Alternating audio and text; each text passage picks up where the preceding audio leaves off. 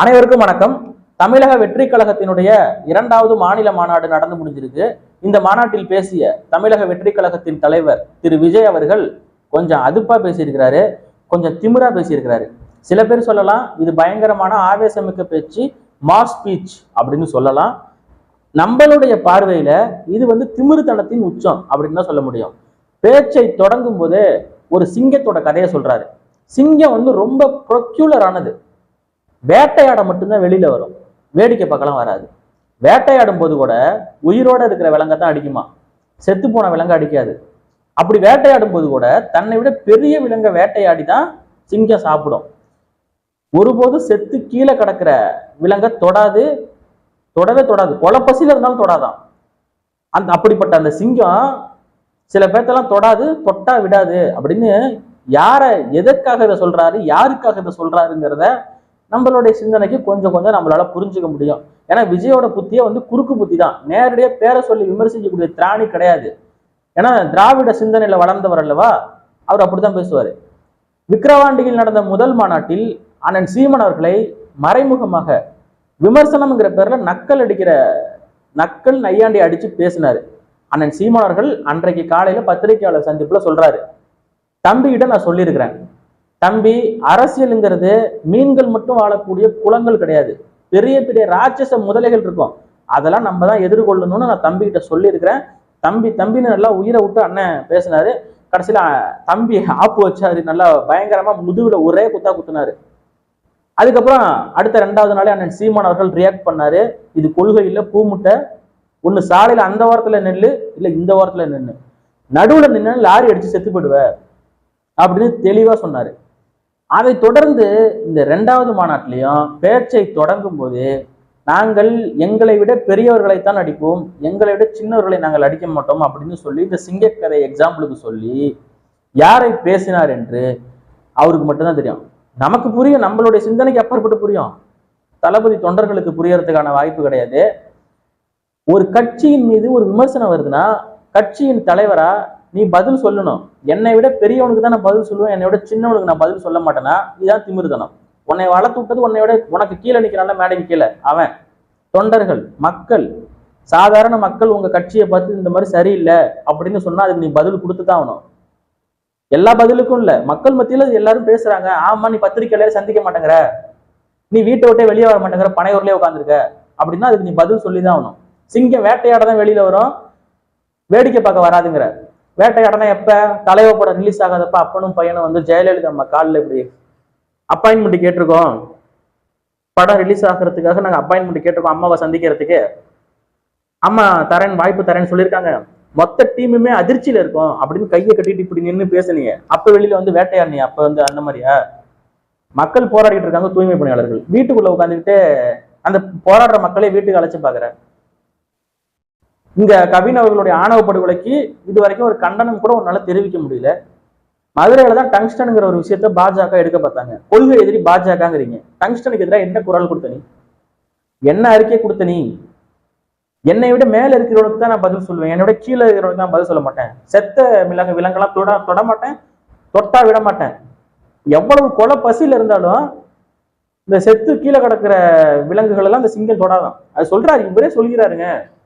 ஒரு குடிகார கூட்டம், ஒரு ரசிக கூட்டம் இன்னைக்கு நடந்த மாநாட்டுல கீழே கிடக்கிற தரைக்கு போடுற மேட்டை கிழிச்சு தார்பாயா கட்டி மேல வெயிலுக்கு போட்டுக்கிறான். குடிகார போயிட்டு ஒயின் ஷாப்ல வரிசையில நின்று சரக்கு வாங்குறான், மாநாட்டு திடல்லே குடிக்கிறான்.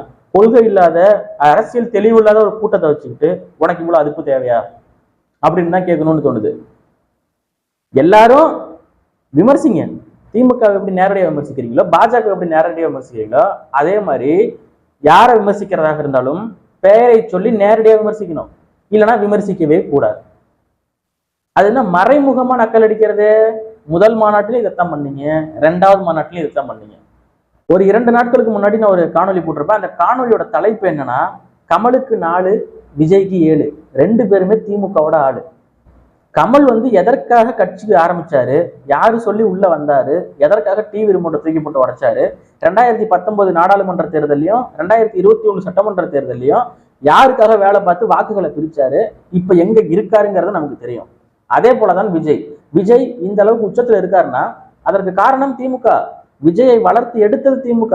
விஜய் குடும்பம் இந்த அளவுக்கு உச்சத்துக்கு வரதுக்கு காரணம் திமுக. விஜயை வளர்த்தது திமுக, அழிக்க நினைத்தது அதிமுக. 2011 இருந்து 2021 வரைக்கும் விஜயனுடைய முக்கியமான திரைப்படங்கள் ரிலீஸ் ஆகும் போதெல்லாம் பல இடையூறுகளை கொடுத்தது அதிமுக. தலைவப்பட இஷ்யூ தான் ரொம்ப பெரிய இஷ்யூ. ரிலீஸே ஆக ஒரு வாரம், பக்கத்து ஸ்டேட்லாம் ரிலீஸ் ஆயிடுச்சு, இங்க ஒரு வாரம் தாமதம். அம்மையார் ஜெயலலிதா கிட்ட போய் காலில் விழுந்தது அப்பதான். இந்த மாதிரி பிரச்சனைகள் வரும்போதெல்லாம் விஜயோட கூட நின்னது நாம் தமிழர் அண்ணன் சீமான். இப்ப திமுகவால் வளர்த்தெடுக்கப்பட்ட இந்த குழந்தை திமுக மேடைகள் என்னென்னலாம் பேசியிருக்கு தெரியுமா? உதயநிதி, கலாநிதி, கனிமொழி, இந்த பெயர்களை எல்லாம் கேட்கும்போது படத்துக்கு டைட்டிலா வைக்கணும்னு தோணுது. இந்தியாவிலேயே நேரு அவர்களின் குடும்பத்திற்கு பின்னால் தமிழ்நாட்டில் காலம் காலமாக பரம்பரையாக பெயர் சொல்லக்கூடிய ஒரு குடும்பம்னா அது கலைஞர் அவர்களுடைய குடும்பம் தான் அப்படின்னு திமுக மேடையில பேசியிருப்பாரு. பேசுவாரா இல்லையா? அதான் உண்மை, அதுதான் உண்மையும் கூட. இவர் யாரு ஆளுங்கிறதுல நான் உறுதியா அந்த ஸ்டாண்ட்ல இருக்கேன் மக்களை. நான் மாற போறது இல்லை. பல பேர் சொல்லலாம் திமுகவை கொள்கை எதிரின்னு அறிவிச்சிட்டாரு. அரசியல் எதிரி, கொள்கை எதிரி பாஜக. திமுக வெறும் அரசியல் எதிரி தான். கூட்டணி வேறு கொள்கை வேறு அப்படின்னு கூத்தடிக்கக்கூடிய கூட்டமும் இங்கதான் இருக்கு. இவர் உண்மையிலேயே கூத்தாடி இங்க போய் கூட்டணி வச்சுக்கிட்டு கூத்தடிக்கிறதுல ஆச்சரியம் ஒன்றும் இல்லை. 2026க்கு பிறகாக 2029 நாடாளுமன்ற தேர்தல், 31 சட்டமன்ற தேர்தல் எல்லாம் கூட்டணி வைக்கிறதுக்கான வாய்ப்பு இருக்கு. கமலஹாசன் மாதிரி கமலஹாசன் இப்ப ஒரு சீட்டு வாங்குறாரு பாராளுமன்றத்துல, இவர் 4 வாங்குவாரு. பவர் இருக்குல்ல, அவருக்கு 4 இவருக்கு 7 இல்ல. அந்த சொல்றேன், அரசியல் எதிரின்னு தான் திமுக சொல்றாரு. எச்சரிக்கையா இருக்கணும். நம்ம ரசிக குஞ்சுகள் கிடையாது. ரசிக குஞ்சுகளுக்கு பாதி பேருக்கு ஓட்டே கிடையாது. அது ஒண்ணு. இந்த மாதிரி சாராய வைன் ஷாப்ல போயிட்டு நீ மற்ற டைம்ல நான் போன வீடியோல அதான் சொன்னேன், எல்லாரும் யோக்கியம் கிடையாது. என்னைக்கோ ஒரு நாள் தண்ணியை போடுறானுங்க, அலப்பறை பண்றானுங்க, ஓகே. மாநாட்டுக்கு போறப்பமா மாநாட்டுல தலைவன் என்ன பேசவே ஆரம்பிக்கல. 4 மணிக்கு தான் பேச போறாரு. மதியம் 12 மணிக்கு போய் நீ சரக்க போட்டனா சாயங்காலம் 4 மணிக்கு நீ பேசுறது என்ன உனக்கு புரியும்? அந்த மாதிரி கூட்டத்தை வச்சுக்கிட்டு இவர் சிஎம் ஆகிடலாங்கிற கனவு இருக்கு பாத்தியா? அதான் சினிமாவில் வரக்கூடிய பஞ்சு டைலாக் எல்லாம் உண்மையாவே விஜய் நெஞ்சு டைலாக்ல நெஞ்சிலேருந்து தான் பேசினாரு போல அப்படின்னு நம்பிக்கிட்டு இருக்கக்கூடிய ஒரு கூட்டம். இந்த கூட்டத்தை வச்சுக்கிட்டு சிஎம் லெவலுக்கு இறங்கி பேசுறாரு போல. நான் தான் அடுத்த சிஎம், 2026 நான் தான் சிஎம் அப்படின்னு நம்பிக்கிட்டு இருக்கிறாரு. ஷோ நினைச்சா பரிதாபமா இருக்கு. இந்த பேச்சு ஆணவ பேச்சு இன்னைக்கு பேசியிருக்கீங்க பாரு. எனக்கு மேல இருக்கிறவனை தான் அடிப்பேன், எனக்கு கீழே இருக்கிறவனை அடிக்க மாட்டேன் அப்படின்னு சொல்லி சில நபர்களை உனக்கு கீழே இருக்கதான் நீ நினைச்சுக்கிட்டு இருக்க. எல்லாத்துக்கும் கீழே நீ போற. தமிழக வெற்றி கழகம் அரசியல் அனாதேகம் மாதிரி இந்த மண்ணுல தத்துவம் இல்லாத கூட்டம் அணில் குஞ்சுகள் தெரிச்சு ஓடும். 2026க்கு அப்புறம் அங்கங்க செதறி ஓடும் பாரு. அப்போ தெரியும் விஜய்க்கு தான் பவர் என்ன, தான் பின்னாடி இருக்கிற கூட்டம் யாரு, இந்த கூட்டம் நீ தாங்குமா தாங்காதா அப்படிங்கிறது அப்புறம் தெரியும். முதல்ல கூட இருக்கிற ஆட்கள், லாட்ரி சீட்டு விற்கிறவன், பாண்டிச்சேரியில சாராய ஆளை வச்சிருக்கிறவன், இவங்களை வச்சுக்கிட்டு இதுல ஸ்ட்ராட்டஜிஸ்ட், இவங்க எழுதி கொடுக்கறதா இங்க பேசுறது.